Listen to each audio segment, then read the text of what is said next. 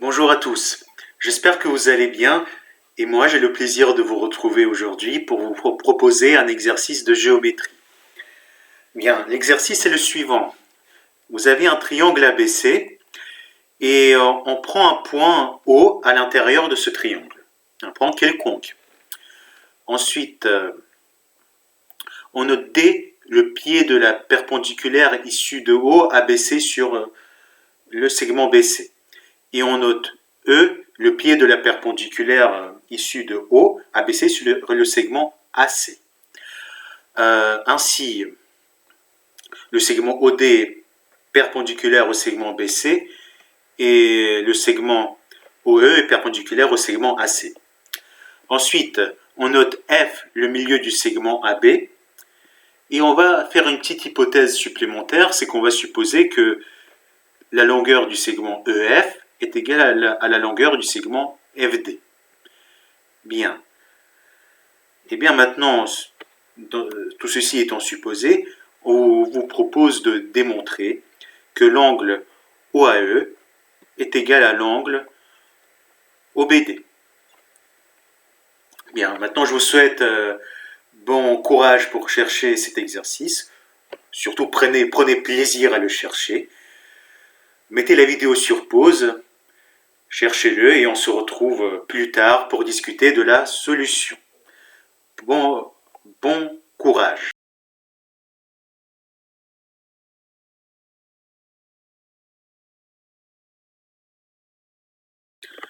Bonjour, j'espère que vous avez pris plaisir à chercher cet exercice et je vous propose de discuter d'une des solutions possibles de cet exercice.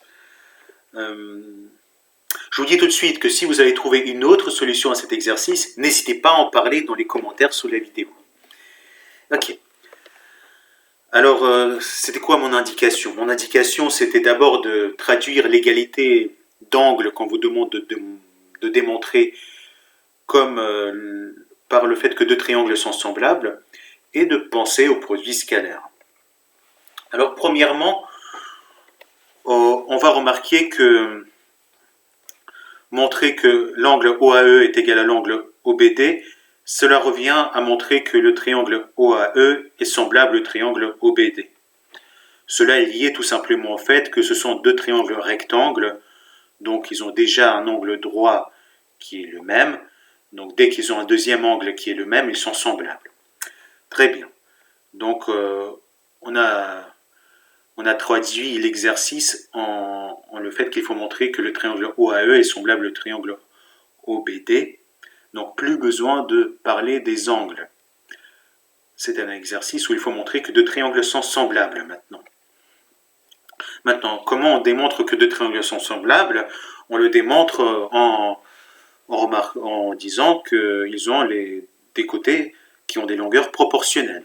Donc par exemple, on peut le démontrer en montrant que OD divisé par EE est égal à DB divisé par EA.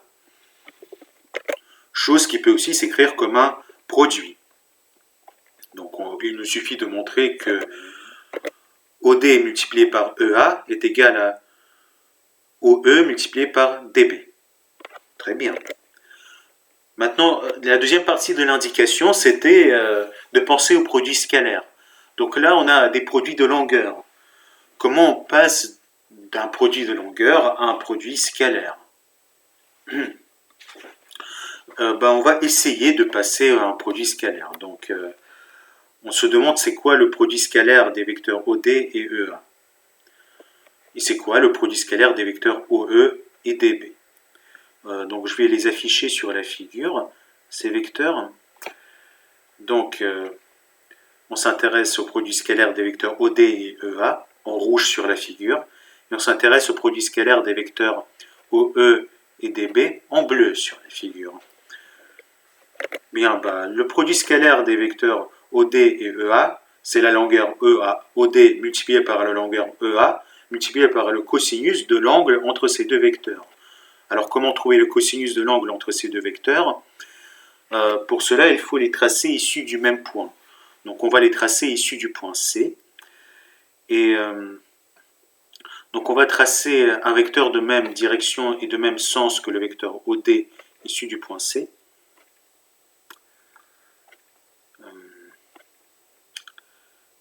Voilà, comme ça vous le voyez. Donc là, on a tracé un vecteur de même direction et de même sens que le vecteur OD issu du point C, et un vecteur de même direction et de même sens que le vecteur EA issu du point C, c'est le vecteur CA. Et c'est quoi l'angle entre le vecteur noir et le vecteur CA? C'est l'angle en C du triangle ABC qu'on note traditionnellement en gamma, auquel on rajoute l'angle entre CB et le vecteur noir, donc 90 degrés. Autrement dit, OD scalaire EA, c'est OD multiplié par EA multiplié par cosinus de gamma plus 90 degrés. Ce qui revient à OD fois EA fois sinus de gamma.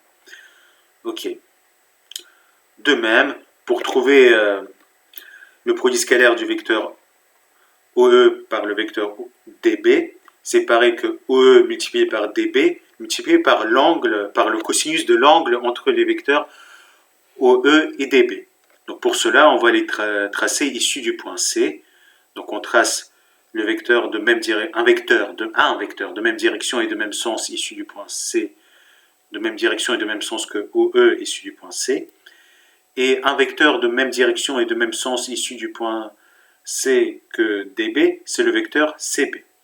Donc on s'intéresse à l'angle entre CB et le vecteur noir. Et à nouveau, c'est l'angle gamma plus 90 degrés. Autrement dit, OE scalaire DB, c'est OE multiplié par DB multiplié par cosinus de gamma plus 90 degrés. Ce qui revient à EE multiplié par DB multiplié par sinus de gamma. Autrement dit, montrer que OD multiplié par EA est égal à OE multiplié par EA revient à montrer que le produit scalaire des vecteurs OD par EA, donc le produit scalaire des vecteurs rouges, est égal au produit scalaire de OE par DB, donc le produit scalaire des vecteurs bleus. Donc il nous reste à montrer une égalité de produit scalaire. Donc on va montrer cette égalité de produit scalaire, et pour montrer cette égalité de produit scalaire, on va chercher à utiliser les hypothèses de notre exercice.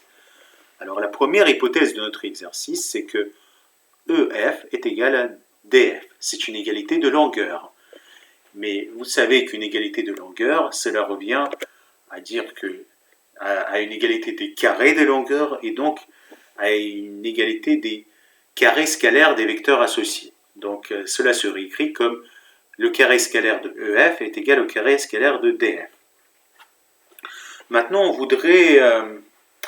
on voudrait utiliser le fait que F, c'est le milieu du segment AB. Donc on voudrait faire apparaître les points A et B dans ce qu'on écrit. Pour cela, on va réécrire le vecteur EF comme le vecteur EA plus le vecteur AF. On va réécrire le vecteur DF comme le vecteur DB plus le vecteur BF. Très bien. Maintenant, on a cette égalité qui est établie et on va développer chacun des deux côtés de cette égalité. Donc vous savez qu'un produit scalaire, ça se développe comme un produit usuel. Voilà. On développe chacun des deux côtés. Et vous apercevez que là vous avez AF au carré, là vous avez BF au carré. Comme F c'est le milieu du segment AB, AF est égal à BF. Donc on peut simplifier. AF au carré est égal à BF au carré. Donc on se retrouve avec cette égalité-là. Et là, on n'a pas encore fini d'utiliser le fait que F est le milieu du segment AB, parce que puisque F c'est le milieu du segment AB, eh bien, le vecteur AF, c'est la moitié du vecteur AB. Et aussi le vecteur BF, c'est la moitié du vecteur BA. Donc, dans cette expression, on va remplacer 2AF par AB. Et on va remplacer 2BF par BA. Donc d'abord, donc voilà. On se retrouve avec cette égalité.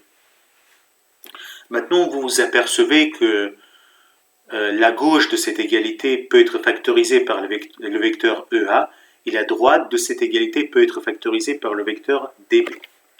Donc on le fait, on factorise. À gauche, vous avez EA scalaire EA plus AB. À droite, vous avez DB scalaire DB plus BA. Et vous voyez en fait que EA plus AB, ça peut être remplacé d'après Schall par EB. De même, dB plus BA peut être remplacé par DA. Eh bien, on a démontré l'égalité. EA scalaire EB est égal à DB scalaire DA. Ce qui revient à EB scalaire EA est égal à DA scalaire DB. Donc on a démontré que EB scalaire, donc je vais vous tracer EB sur la figure. Voilà.